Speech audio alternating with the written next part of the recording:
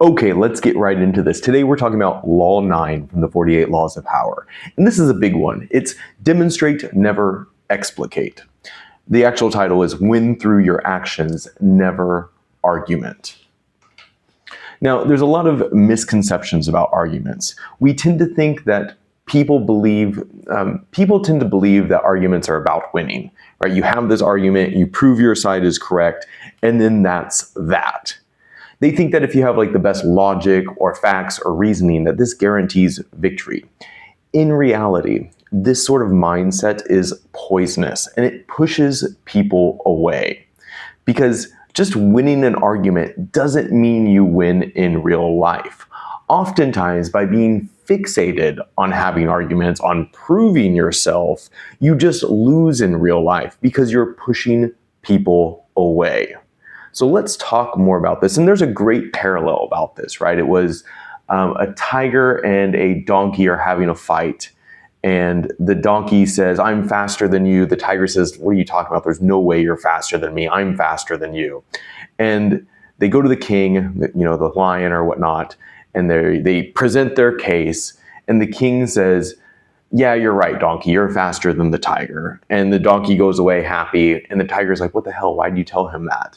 And he's like, well, what does it matter to you if I tell him that? You know that you are faster. So what's the point of having the argument? By arguing with an ass, you look like an ass yourself. And that's what this is about. So here is the truth about arguments. Now, you can often humiliate somebody with logic and facts. You can make them look stupid, and you can feel like they're stupid.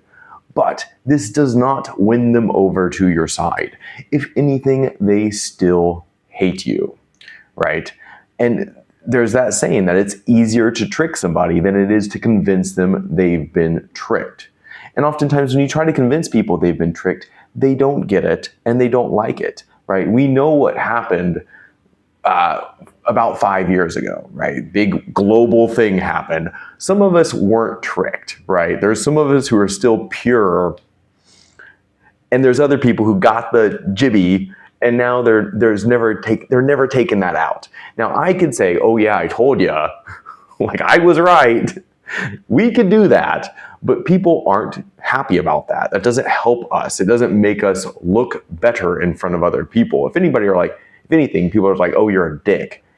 Even though technically the conspiracy theorists were right, people will never admit that. And that's fine because, having that argument doesn't help our side anyways. But what does help us? Well, we're going to talk about that.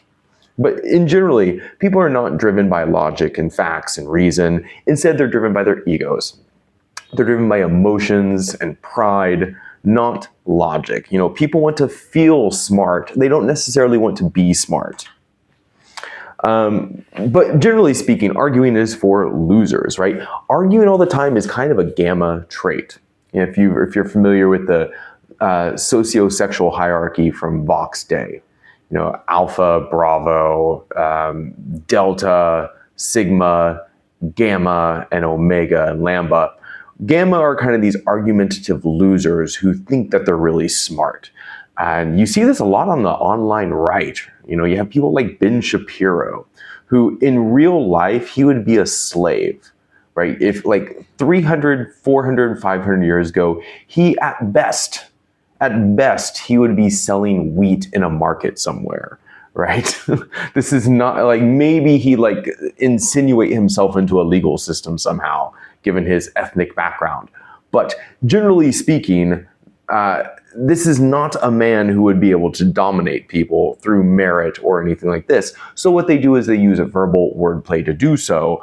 But again, most people it just kind of puts them off, right? Like, oh, you're right, facts, not feelings. Okay, fuck off now. And you can see that Ben Shapiro has had a huge fall from grace. And this usually happens with gammas who like to argue. They push people away. They tend to present themselves as better than other people, which might fool some people sometimes. But over the course of time, it tends to just hurt themselves. Their large ego mixed with a misunderstanding of what actually motivates people tends to hurt them. So, arguing is generally for losers. On the other hand, powerful people, people who do rise to the top and stay there, they understand that results matter, not words. So here is why arguments are a waste of time, actually. Ask yourself, when was the last time that somebody changed their mind because they lost an argument? Have you ever seen anybody be like, unless you're in like a very solid relationship, maybe with a partner or something, yeah, you need to apologize for the sake of the relationship. But if it's not a strong relationship, if you have no commitment to that person, then it's much easier to lose the argument and be like, fuck off now.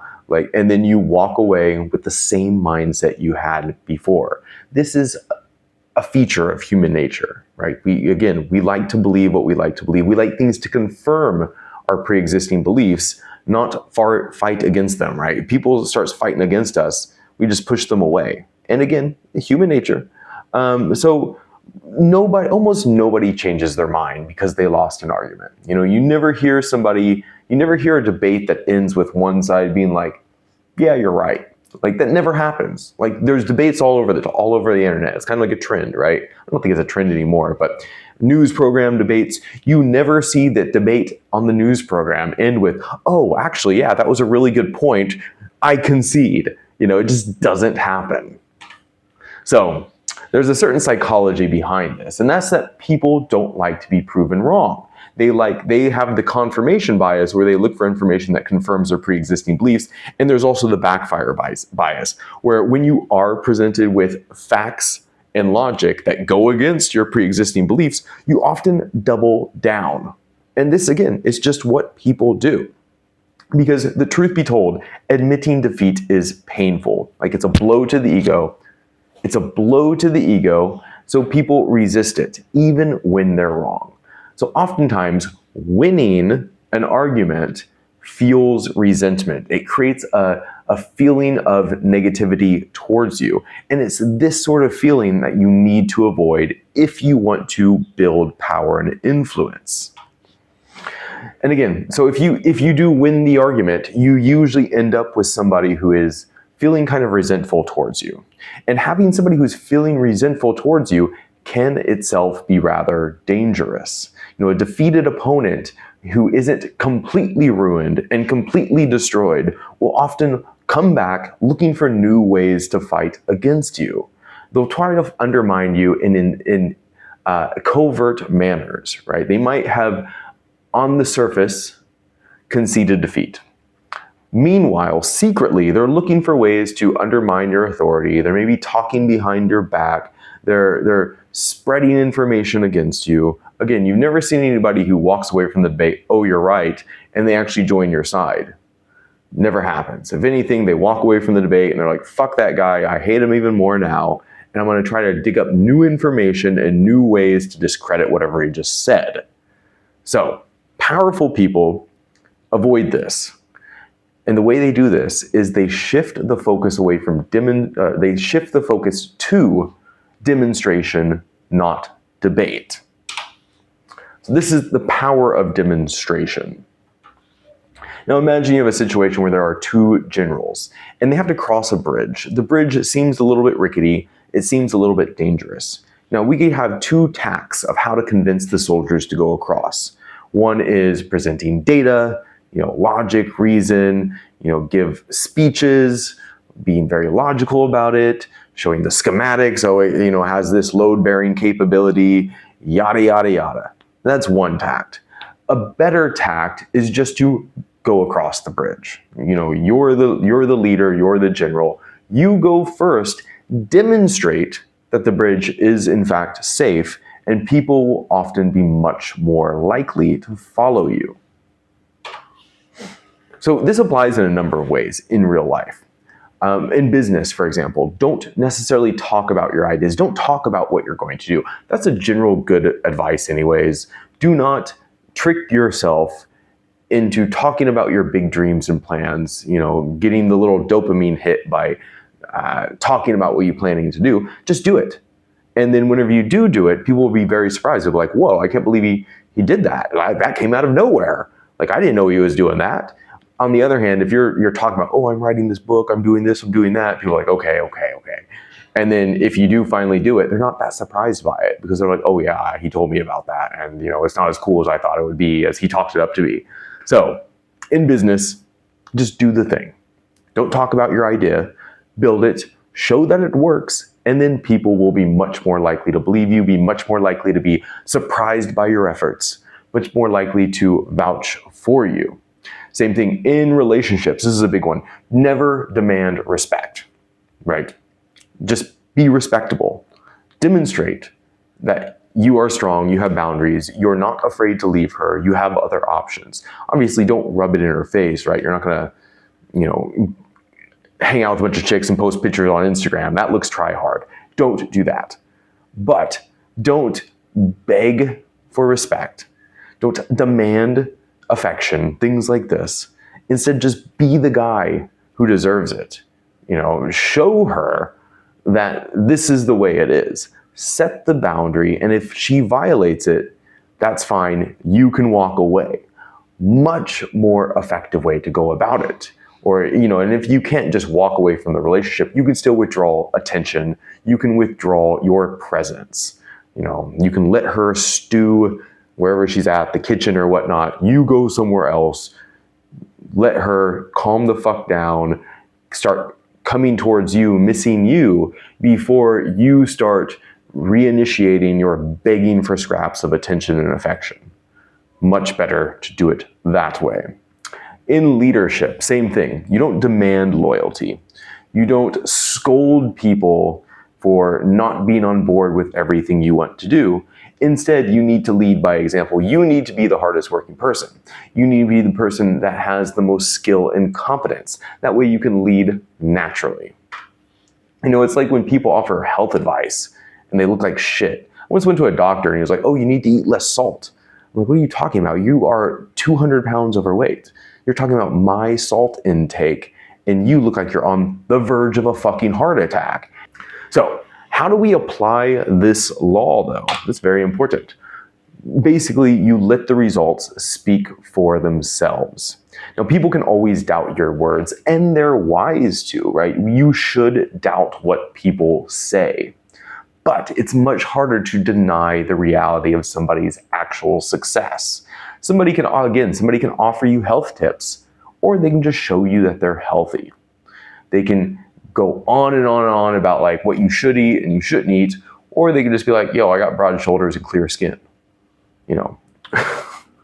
I'm 40 and still, busting out 10Ks, something like that.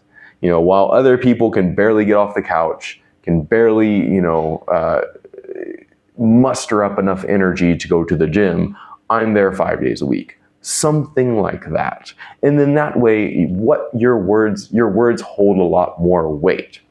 But in all, it's best, rather than explaining things, to simply demonstrate.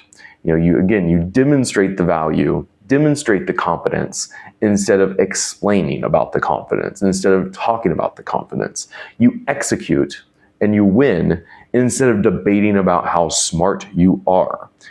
This is common sense in a lot of ways, but we live in this era where kind of like online flexing is a thing, and like kind of talking yourself up online is a thing. Oh, I'm so much more moral than other people. I'm so much more intelligent than this group over here.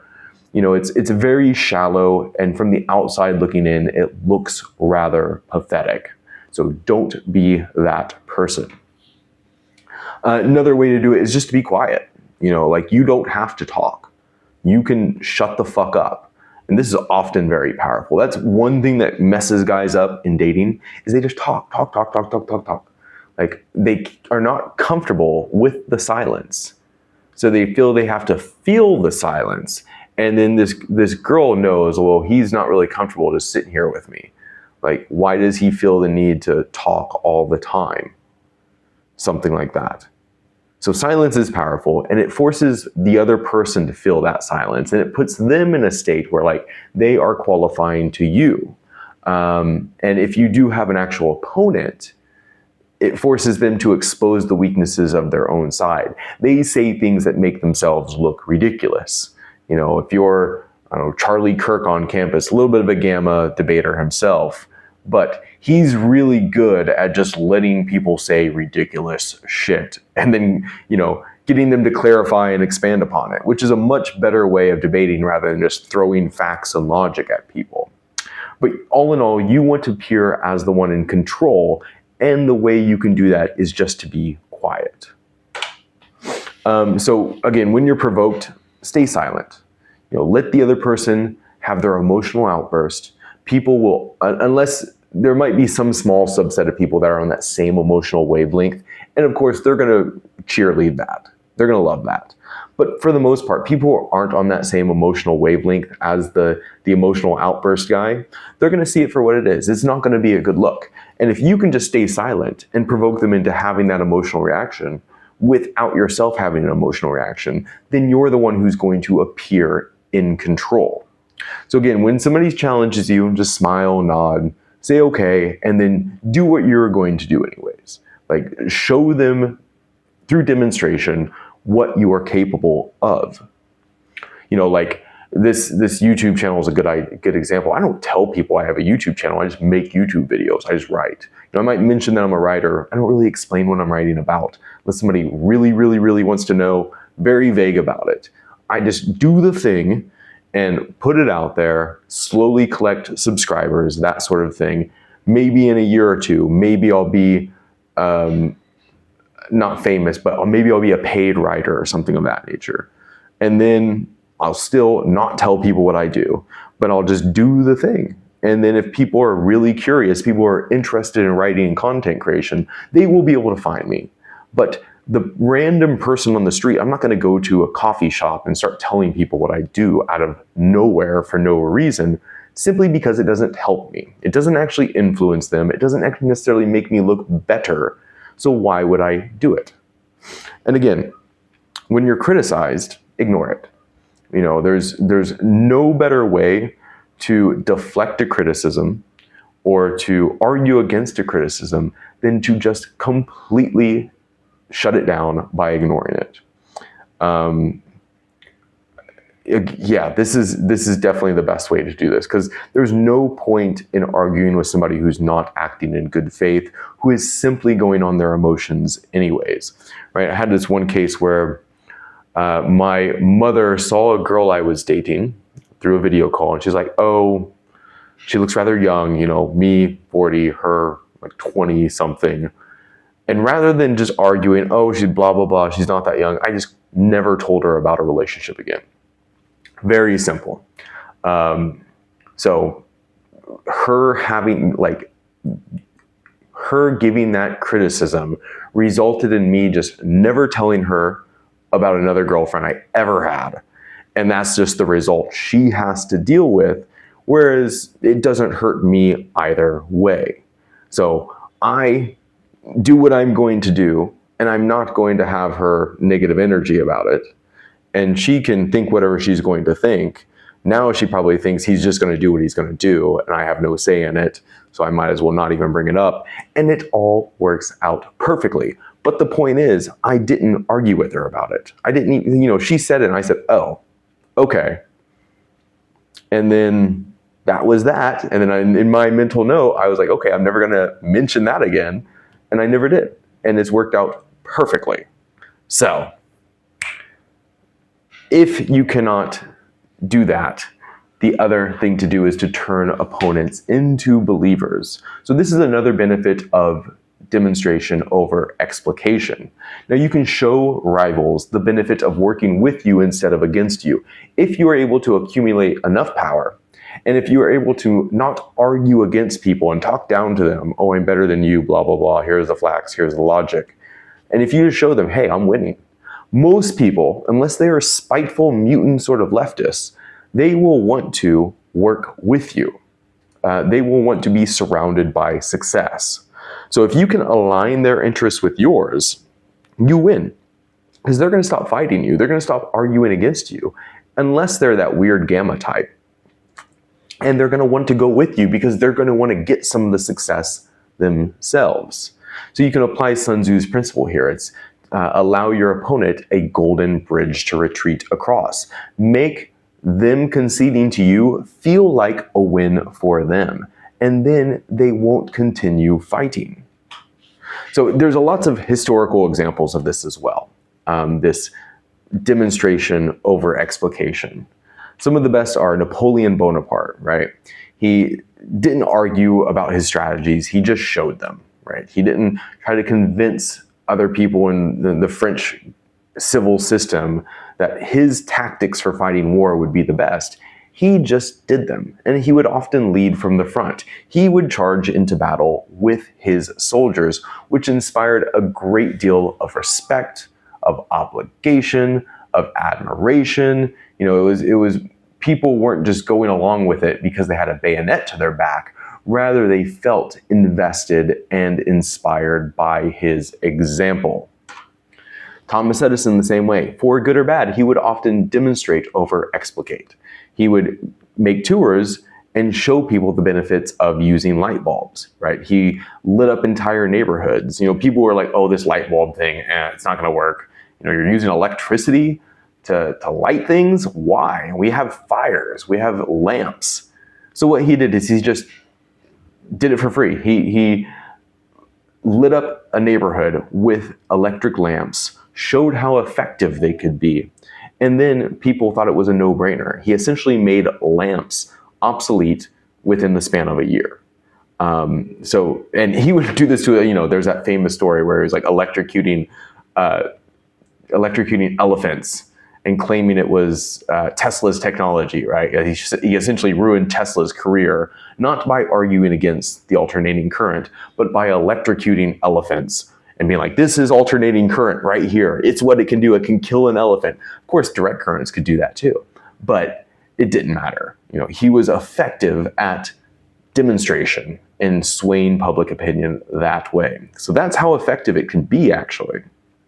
Steve Jobs is another one, right? He didn't, you know, go to the public and he's like, hey, I got this great idea. He's not sending out press releases. Like, these are the features of the iPhone. And that's not how he garnered public opinion. Instead, he had these press events where he would show off the new products. He'd pull it out of his pocket and like, this is what it can do. Very simple. Demonstration over explication.